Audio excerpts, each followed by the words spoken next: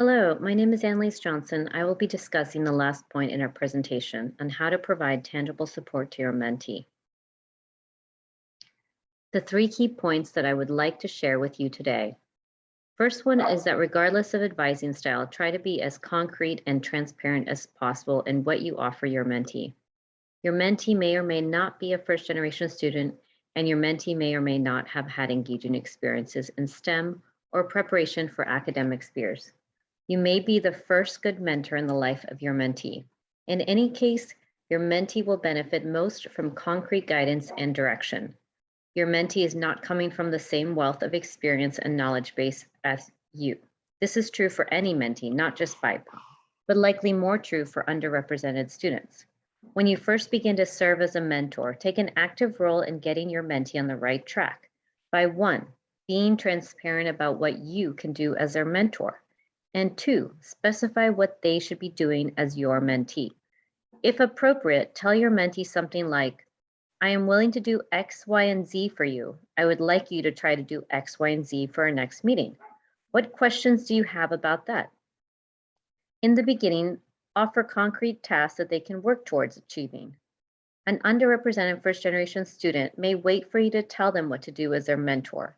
And meanwhile, you are expecting they know what to do and they are doing it. Recognize that this is not hand-holding, but rather strong mentorship. You are offering critical support early on in the career of your mentee. Let's review an example of good mentorship. You set up a meeting with your new graduate mentee and you have a list of agenda items to go over with them. You spend a few minutes preparing prior to the meeting. You ask them what they have been up to and if they have questions for you. And then you 1, recommend a paper on a topic they are interested in. 2, suggest a link to a list of funding opportunities they should consider applying to. And 3, suggest a data collection technique that they should familiar themselves with, if they have not already. For next week's meeting, you ask them to 1, come prepared with questions, thoughts they have about the paper you recommended. 2, select a few relevant funding opportunities to apply to for this year. And 3, determine whether or not this data collection technique would be appropriate for the research questions they are interested in. Another way to provide tangible support to your mentee is to help your mentee build a network. Introduce them to individuals, organizations that have a similar identity background and similar interests.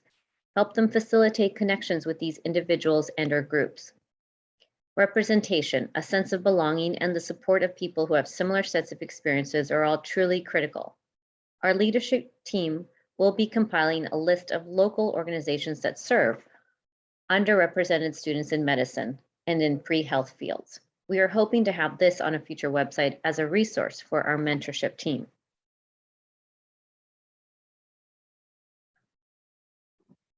Lastly, in order for your mentees to access and excel in opportunities, you need to commit additional support to them. This may seem biased or exclusionary to your white and non-URM mentees, but it is not. Remember, we are striving for equity, which is not the same as equality. Underrepresented students in medicine need more of your attention and expertise in securing opportunities. URM students may be less likely to nominate themselves, consider themselves a candidate for an opportunity, or receive promotions accolades once they do secure an opportunity. They must contend with racist and implicitly biased employers, reviewers, supervisors, and administrative systems who may not consider them for an opportunity or who may be more likely to turn them down if they do apply. Combat this by nominating your URM students for more awards, writing letters of recommendation, and advocating for them to obtain leadership roles and other experiences in their field of interest.